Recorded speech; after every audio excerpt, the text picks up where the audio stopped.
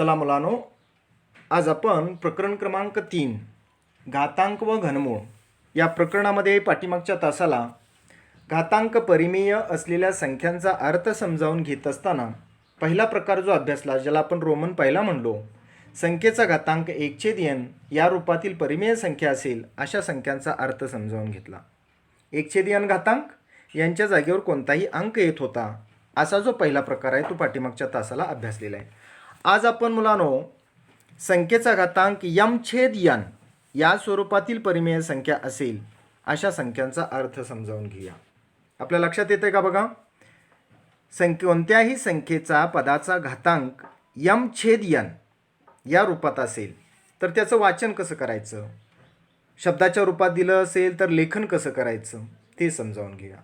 छोटासा दुसरा घटक पाठ्यपुस्तकातील पान नंबर 15 वर रोमन दुसरा जो आहे संख्येचा घातांक m/n या रूपातील परिमेय संख्या असेल अशा प्रकारच्या संख्यांचा, घातांकित संख्यांचा आपण अर्थ लावण्याचा प्रयत्न करणार आहे.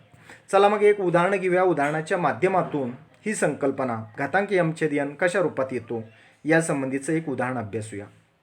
बघा, आपल्या सर्वांना माहीत आहे 8चा वर्ग हा मुलांनो आपण कसा लिहितो, 8चा वर्ग बरोबर 64.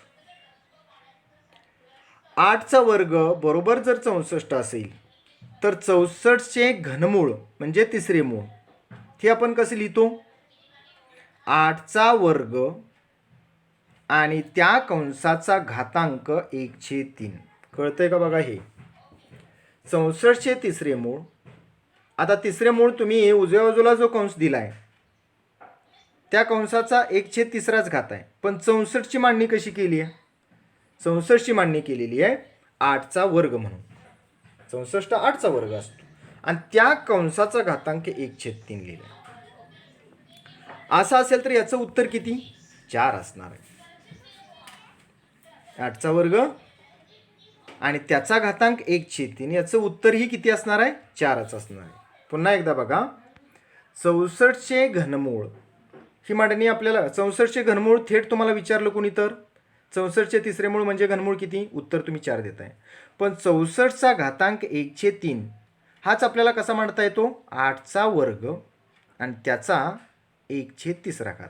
वाचन मुलांनो कसं करायचं, 8च्या वर्गाचे तिसरे मूळ सुद्धा मुलांनो किती असते, 4 असते. आणि एखादा विद्यार्थी डायरेक्ट कसा म्हणेल, सर 64चे तिसरे मूळ म्हणजे घनमूळ किती आहे, 4 आहे. आपल्याला अर्थ समजून घ्यायचा आहे. घातांक जो आहे m/n रूपात आणायचा आहे आणि त्याचा अर्थ समजून घ्यायचा आहे. याच्यासाठी ही मांडणी एवढंच लक्षात घ्या. लक्षात आले का इथला भाग, 8चा वर्ग 64 असतो, 64चे तिसरे मूळ 4 असते, पण त्याची मांडणी आपल्याला 8च्या वर्गाचे तिसरे मूळ अशी सुद्धा करता येते. 8च्या वर्गाच्या बाबतीत ती मांडणी आहे 8चा वर्ग आणि त्याचे तिसरे मूळ घेतले तरी सुद्धा त्याची किंमत 4च आहे. आता आपण 8च्या वर्गाचे तिसरे मूळ 4 असते अशी जी मांडणी समजून घेतली ती आणखीन खोलात नेऊया. मुलांनो, वरच्या पायरीतला 8चा जो वर्ग आहे त्या बाबतीतली मांडणी आणखीन अशी करता येईल का बघा. इथं 8 ही संख्या 2चा घन आहे. 8 ही संख्या काय, 2चा घन आहे. 8 ही संख्या जर 2चा घन असेल तर मी 8चा वर्ग आणि त्याचे तिसरे मूळ 2चा घन त्या कंसाचा वर्ग आणि त्याचा घातांक 1/3 या पद्धतीने मांडू शकतो. असं असेल तर घाताचा घात असेल तर घातांकांचा गुणाकार होतो. a⁻m बरोबर a⁻m गुणिले n. आणि मग घाताचा घात असेल तर घातांकांचा गुणाकार असेल तर पाया 2 ठेवून आपण पायरी कशी लिहू शकतो, 3 गुणिले 2 गुणिले 1/3. आता हा अंशस्थानचा 3 गुणाकाराच्या क्रियेमध्ये छेदस्थानच्या 3ला कॅन्सल म्हणजे 3 × 3 भाग जातो. म्हणजेच काय होईल, 2चा वर्ग बरोबर किंमत पुन्हा एकदा किती येईल, 4च येईल. ही सगळी मांडणीची रूपं आहेत, ती रूपं तुम्ही समजून घेणं गरजेचं आहे. आणि म्हणून पोरांनो, 8च्या वर्गाचे घनमूळ हे किती असेल, 4 आहे. समीकरण क्रमांक 1. मांडणी जी सुरुवातीची आहे ती महत्त्वाची, ती समजून घेणं गरजेचं आहे. आता आपण हीच मांडणी उलटी पण करू शकतो का बघा बरं. 8चा घातांक 1/3 त्या कंसाचा वर्ग, अशी मांडणी करू शकतो आपण. 64चे तिसरे मूळ जे आहे त्याची मांडणी अशीही होऊ शकते. त्याचीच खोलात आणखी मांडणी कशी होईल. 8 2चा घन आहे, त्या कंसाचा घातांक किती 1/3 आणि त्याचा घातांक 2. आता पुन्हा एकदा घाताचा घात असेल तर घातांकांचा गुणाकार 2चा घातांक 3 गुणिले 1/3 गुणिले 2. 3 एके 3 3 एके 3 राहिला किती 2 आणि 2चा वर्ग म्हणजे किती आलं 4 आलं. अर्थ तोच आहे. घात रूप जे आहे ते आपल्याला m/n रूपात आणून ते समजावून घ्यायचं आहे. याचा अर्थ मुलांनो 8चे तिसरे मूळ पुन्हा एकदा किती आले 2च आले. आता 8च्या तिसऱ्या मुळाचा वर्ग बरोबर 2चा वर्ग ह्याची किंमत सुद्धा किती आलेली आहे 4 आली आहे. म्हणून 8च्या घनमुळाचा वर्ग सुद्धा 2चा वर्ग म्हणजे किती आहे 4 आहे. ह्या सगळ्या विवेचनानंतर आपल्याला निष्कर्ष काढायचे आहेत. मुलांनो तुम्ही समीकरण क्रमांक 1 मध्ये असं म्हणताय 8च्या वर्गाचे घनमूळ सुद्धा किती आहे 4 आहे.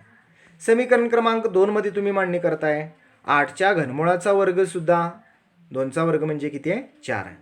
ह्याचा अर्थ मुलांना असा लावता येईल 8च्या वर्गाचे घनमूळ बरोबर 8च्या घनमुळाचा वर्ग यांच्या किमती दोन्हीच्याही कशा असतात सारख्या असतात.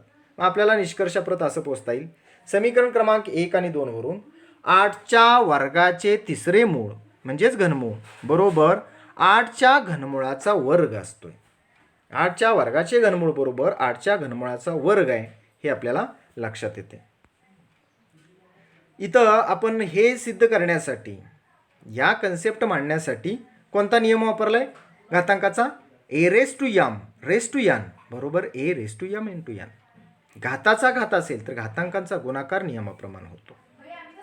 इथे देण्यात या ठिकाणी घातांकाच्या नियमाचा वापर करून आपण काय सिद्ध करून दाखवलंय मुलांनो 8चा घातांक 2/3 हा आपल्याला वाचता कशा प्रकारे येतो 8च्या वर्गाचे तिसरे मूळ बरोबर 8च्या तिसऱ्या मुळाचा वर्ग आणि वर्ग घन या रूपात मांडायचं असेल तर पुन्हा एकदा मी वाचन करतोय 8चा घातांक 2/3 याचा अर्थ आम्ही कसा लावतो 8च्या वर्गाचे घनमूळ किंवा दुसरा अर्थ कसा लावतो 8च्या घनमुळाचा वर्ग. एकंदरीत मुलांना आपल्याला 8चा घातांक 2/3 याचं वाचन कसं करता येईल 8च्या दुसऱ्या वर्गाचा किंवा 8च्या वर्गाचे घनमूळ किंवा 8च्या घनमुळाचा वर्ग दोन्ही पद्धतीने त्याचं वाचन करता येते. लक्षात येते का बघा 2/3 घातांक असेल कुठल्याही संख्येचा उदाहरणादाखल घेतलेल्या संख्येचा 2/3 घातांक आहे. हे विभाजन आपण कसं करतो 2 गुणिले 1/3. मग आता 2 गुणिले 1/3 यामध्ये तुम्ही 2 अगोदर मांडा म्हणजे त्या पायाला 2 हा घातांक अगोदर द्या 1/3 घातांक नंतर द्या किंवा उलटं पाया जो आहे त्याला 1/3 घातांक अगोदर द्या त्याचा घात परत 2 करा. दोन्ही पद्धतीने तुम्हाला करता येईल. वर जी पायरी आपण मांडली आहे त्यामध्ये 8चा घातांक 2/3 बरोबर 8चा वर्ग त्याचा घातांक 1/3 बरोबर 8चा घातांक 1/3 त्याचा घातांक परत 2 लिहिलं आहे. वाचन 8च्या वर्गाचे घनमूळ किंवा 8च्या घनमुळाचा वर्ग दोन्ही पद्धतीने याचं वाचन आपल्याला करता यायला पाहिजे. मुलांनो 2 अर्थ घेतले आपण इथं. शेवटच्या तळातल्या 2 पायऱ्या बघा 8चा घातांक 2/3 याचा अर्थ आम्ही पहिला लावला आहे 8च्या वर्गाचे घनमूळ आणि वर्ग घन शब्द न वापरता 8चा घातांक 2/3 बरोबर 8च्या दुसऱ्या घाताचे तिसरे मूळ.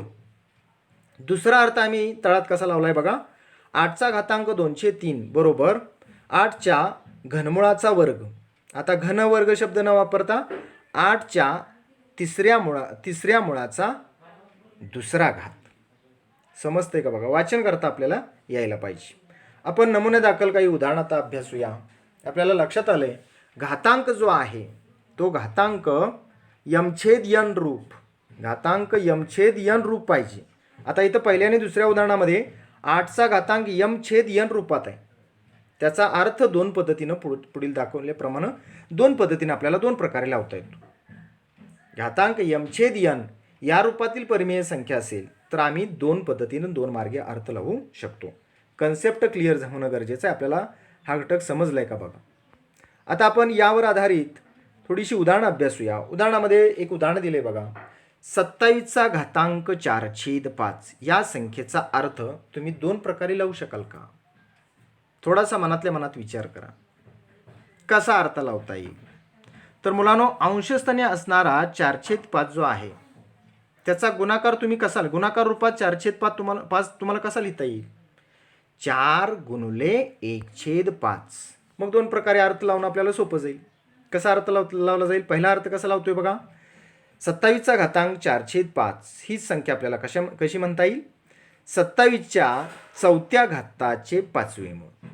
27च्या चौथ्या घाताचे 5वे मूळ. आता दुसरा अर्थ लावा बघू, उलटा अर्थ. त्याही प्रकारे ही संख्या वाचता येते, आपल्याला मांडता येते. कशी? 27चा घातांक 4/5 ही संख्या आपल्याला कशी वाचता येईल? 27च्या 5व्या मुळाचा चौथा घात. समजले? 27च्या 5व्या मुळाचा चौथा घात. तुमच्या स्वतःच्या मनाचीही या प्रकारची उदाहरणं घेऊन आपल्याला या घटकाचा सराव करता येऊ शकतो. येथे 4/5 या घातांकित संख्येचे 4 गुणिले 1/5 या पद्धतीने विभाजन करून वरील दोन प्रकारे आपल्याला या संख्येचा अर्थ लावता येतो. कन्सेप्ट समजणं महत्त्वाचं आहे. या घटकाला समजून घेण्यासाठी आपण घातांकाचा नियम मुलांना कोणता वापरलाय? एचा घातांक यम त्या कंसाचा घातांक यन असेल तर किंमत किती असते? एचा घातांक यम डॉट यन किंवा एचा घातांक यम गुणिले यन, यम एन. आपल्याला घातांकाच्या नियमामध्ये सुद्धा हा नियम कसा वाचता येईल? एचा सामान्यपणे मुलांनो एचा घातांक यम छेद यन असेल तर आपल्याला वाचन कसं करता येईल? एच्या यमव्या घाताचे यनवे मूळ. हे यम यन अक्षर आहे, त्या जागेवर अंक येतील उदाहरणामध्ये पुढच्या. तुम्ही त्या पद्धतीने त्याचं वाचन आणि लेखनही करायचं आहे. उलटही करता यायला पाहिजे. आम्ही शब्दात तुम्हाला जर दिलं तर घात रूपात त्या संख्या लिहिता पण यायला पाहिजे. एचा घातांक यमछेद यन बरोबर एच्या यमव्या घाताचे यनवे मूळ. आणि दुसऱ्या पद्धतीने कसं वाचन करता येईल या संख्येचं? एचा घातांक यमछेद यन बरोबर एच्या यनव्या मुळाचा यमवा घात. छेदस्थानी आकडा गेला की तेवढे मूळ, नुसता अंक असेल तर तेवढा घात. या पद्धतीने तुम्ही सराव करा आणि हा घटक जास्तीत जास्त समजून घेण्याचा प्रयत्न करा. मुलांनो, या घटका अंतर्गत आपण कन्सेप्ट समजून घेण्यासाठी पहिलं उदाहरण घेतलेलं होतं. ते उदाहरण या प्रकारचं होतं. कसं? 8चा वर्ग बरोबर 64. 64चे तिसरे मूळ याचीच मांडणी करून घेतली आणि आपण उदाहरणाला सुरुवात केलेली होती. या घटकामध्ये सामान्य रूपात जे शेवटी लिहिलंय ते समजून घ्या. या पायरीमध्ये समीकरण क्रमांक 1 आणि 2 वरून जी पायरी मांडली, 8च्या दुसऱ्या घाताचे तिसरे मूळ, हेच आपल्याला कसं वाचता येतं? 8च्या तिसऱ्या मुळाचा दुसरा घात. मुलांनो, इथं जंबल होता कामा नये. तुम्ही वर्ग घन शब्द वापरूनही हे वाचन करू शकता. 8च्या वर्गाचे घनमूळ बरोबर 8च्या घनमुळाचा वर्ग. याही पद्धतीनं वाचन आणि लेखन केलं तरी काही प्रॉब्लेम नाही, काही समस्या नाही. सामान्य रूपात आपल्याला यमछेद यन घातांक ज्यावेळी येतो एखाद्या संख्येचा, त्या संख्येच्या बाबतीत आपल्याला सामान्य रूपात या पद्धतीनं वाचन करता येतं. समजा एचा घातांक यमछेद यन असेल तर याचं वाचन एच्या यमव्या घाताचे यनवे मूळ या पद्धतीनं वाचन करा, लेखन करा. आणि दुसरी रीत कशी वापरा? एचा घातांक यमछेद यन असेल तर त्याचंही वाचन आपल्याला एच्या यनव्या मुळाचा यमवा घात या पद्धतीनं करता यायला पाहिजे. तुम्ही तुमच्या मनाची स्वतःची उदाहरणं घेऊन सराव करा. हा सराव घेऊन किंवा हा सराव करून आपण घटक समजावून घेतल्यानंतर आपल्या पाठ्यपुस्तकामध्ये जो सराव संच 3.2 दिलेला आहे तो आपण काळजीपूर्वक सोडवा. घटक समजून घेणं गरजेचं आहे. घातांकित संख्यांचा अर्थ जो आहे दोन प्रकारे आपण लावण्याचा या घटकांतर्गत प्रयत्न केलेला आहे. धन्यवाद.